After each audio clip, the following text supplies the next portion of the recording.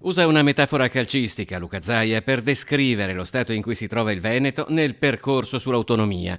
Su come vada a finire la partita, il presidente della regione ha le idee chiare, nel modo che era stato già previsto dai padri costituenti. Va a finire che dobbiamo fare l'autonomia, va a finire che attendiamo dal governo la controproposta, visto e considerato che noi abbiamo consegnato la bozza di contratto, l'intesa, con 68 articoli. A tutt'oggi non si è visto nulla. L'introduzione dei livelli essenziali di prestazione, i cosiddetti LEP, sulla strada dell'autonomia non deve, secondo Zaia, diventare un pretesto per rallentarne l'entrata in vigore. I LEP li dobbiamo fare, ricordo che i LEP sono previsti dal 2001, quindi non è colpa nostra, però è pur vero che i livelli essenziali di prestazione, ad esempio nella sanità ci sono già, ma ci sono ancora regioni che esportano ammalati e fanno debiti, quindi chiediamoci anche perché. Guardando i LEP troveremmo anche tanti sprechi, i famosi 200 miliardi all'anno che ci ricorda il CGA.